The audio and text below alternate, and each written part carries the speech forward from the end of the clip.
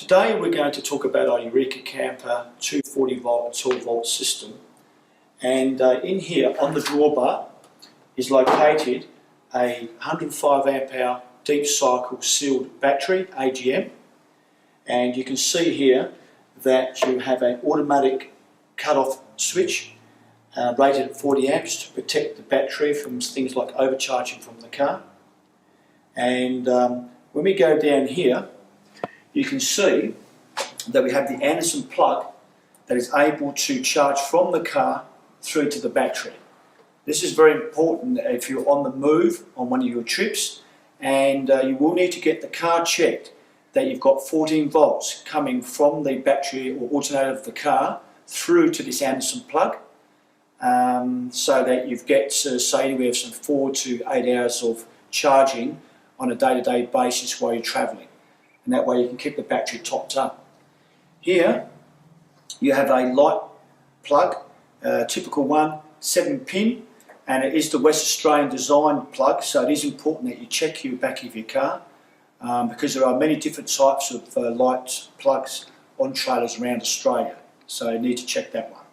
With the 240 volt system that's on this Eureka Camper, we have the inlet and the outlet plugs here, and with your lead you will need a 15 amp lead that you can just simply plug in here, remembering it has got the larger pin on there, so you can connect that up. And what that will do is that will charge the battery through a 20 amp charger that's inside the camper, which you'll see in a minute. And then you've also got the outlet here as well, which is only 10 amp. And it is a good idea to make sure your battery on this camper is fully charged 1 or 2 nights before you leave on your trip, so that you've got 100% energy available to you. On our Eureka Camper trailer, in the front box, if we open it up, you'll see that we have an optional pantry and 40 litre fridge here, and the battery system needs to be able to supply energy to run this 40 litre fridge. It was also got lights here that it needs to run. You can see there's 2 outlets here. One is for a voltmeter. The voltmeter here, which you can buy off the shelf, is very important because you need to know how many volts in the battery so as to keep your fridge going. 100% energy is 12.7 volts reading on here, so it is ideal to make sure you've got 12.7 volts in your battery before you head off on your trip. Generally you should not let your batteries get lower than 12 volts, because otherwise then it's going to take you a lot longer to charge up the battery. But it is important to check this, and that's a voltmeter. Over here we can also run some LED lights, and the great thing about LED lights these days, with the Velcro on there, you can actually join them on Velcro strips on your camper, and they only use about 0.4 of an amp, so they're very energy efficient, and you can buy or hire these off us along with the voltmeter. And it's even got the yellow light so it doesn't attract insects, and you can also change the colour of it. These are very handy lights to have, and you also have one of these available inside the camper above the bed, so you can just disengage it if you need to there. Over here on this sink here we have a 12 volt pump supplying water to the tap. Very, very handy. And you can see that this box here has got the rubber seal on it, so when it's closed down you will need to open up the vent when you're stopped, so as to make sure that things don't get too hot in there. We're going to talk about the control panel on the Eureka Camper here, and on this control panel you have the 240 volt system and the 12 volt system. So it's all neatly packaged at the end of the bed, away from the dust and easy to get to. So if we talk about the 12 volt system first, you can see here that we have a lead coming in there from the battery charge here, which is Xantrex. It's a 20 amp charger, and you have a spare outlet on the other side to run other appliances. and you have a circuit breaker up here to protect your people and the camper from shortages, and that needs to be in the up position so that when you plug in, the charger actually works and the 240 volt plug works as well. So that's it there. At the moment you can see that our charger is actually on. You have LED displays here. There's a whole row of LED lights at the top here, and if we read this Xantrex charger, it has got charging output at the moment of 20 amps, and it's an intelligent charger.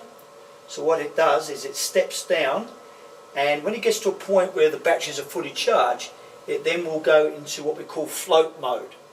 Float mode meaning that it will only charge when it needs extra energy to keep it up to 12.7 volts. And that's automatic, which means you can leave the battery and the camper connected all the time to your 240 volt main system, and that's very handy when you're getting ready to go camping within a few days. The next LED display down here is the charging status, and at the moment the amber light there is indicating it's charging. When it is ready, the ready LED light will come on. The next one down is your charging mode, and we've got it on 3-stage because it is a 3-stage charger, and that means it goes down in stages, where it will go from bulk mode down to what we call float mode where it will just charge up the batteries as needed. At the moment we get a bulk charge going into the battery because the battery was pretty low in energy. So the next one down is battery type.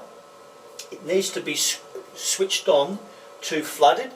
So even though it's an AGM battery, we do recommend that it's the flooded setting, because other battery types you can put on here are AGM, gel and lead calcium, but we are very happy with the AGM battery that's on the camper, because it is 105 amps, and you'll find generally with no charging whatsoever from the 240 mains, generator or solar, that you'll get approximately 2 nights, 2 days out of the batteries to run the fridge, which is generally satisfactory.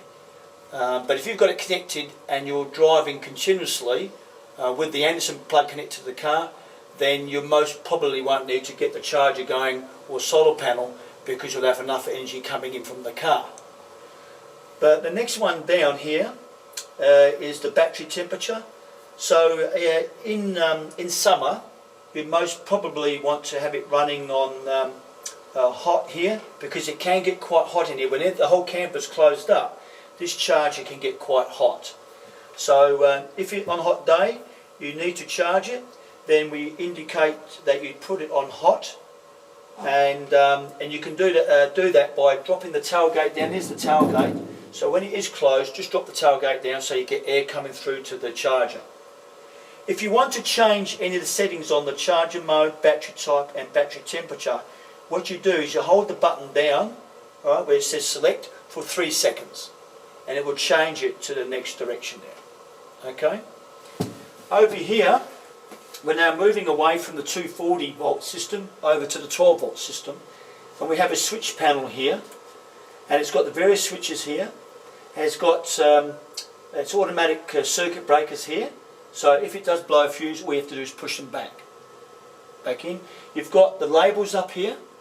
So if we have a look at this here, the first one says accessories, and you can see that there is running the accessory of the LED light that's in the roof of the camper, and you can see that's plugged in here. The next one here that we've got on is a DC outlet, a spare one for running other appliances like charging your computer or your mobile phone. Okay, and then over here we have this switch here which says cabin lights, and that's for the stalk lights that at the end of your bed, or your head of the bed there. And the stalk lights have also got a switch on them, so you don't have to switch it off here if you don't want to. The next one along is the water pump switch for supplying the water to your sink, and it is appropriate to make sure that when you travel or about to travel, all these switches are actually off. Alright, I'll turn them back on, because you don't want the water coming on by mistake and flooding the water inside the camper trailer, and you don't want to be running your batteries down low because you've left the LED lights on, so they get switched off. Down here we've got another circuit breaker for the fridge. It's labelled, so if for some reason there's a fuse blown, you can actually reset it by pushing it here. Okay. Now over here, if we go over to this side, we have the water tank gauge. If I press it in there, you can see at the moment it's 3/4 full, and that has a 110 litre tank under the chassis here. So it's a good sized tank, but it is very handy to know what your level is in there, and that keeps the weight to the back of the camper. The two great ways of putting energy back into the battery when it's been used, say by the fridge and the LED lights and water pump, is either through a generator or say a 120 watt solar panel. I would most probably first choose the generator because that's very reliable. You're not having to worry about cloudy days and that. And this is a 1 kilowatt generator. I would recommend the Honda generator because it's quiet and it's very efficient. And so with your mains lead, you want a 15 amp lead coming from the inlet there on the camper, and you can easily plug it in. And I'd recommend a 30 metre lead, so you can put it behind a tree or on the other side of a sand dune to keep things quiet from your neighbours, just keep them quiet there. And so that is a great way of using your 20 amp charger in the camper to charge the batteries. That's a very, very effective way of doing it. The next thing I would be recommending, especially if you've got plentiful supply of sunshine, your solar panels. Now, you would need a minimum of 100 watt solar panels on a battery on this camp of 105 amps to trickle feed it. The misconception is that you can use a solar panel like a generator or charger to pump energy back into the battery, but it shouldn't be thought of that way. What you really need to do is trickle feed the battery and replenish the energy that, say, fridge uses on a day-to-day basis, which means that really these solar panels need to be positioned perpendicular to the sun and moved, to say, every couple of hours to get the efficient sunlight on them, and constantly charge throughout the day the batteries.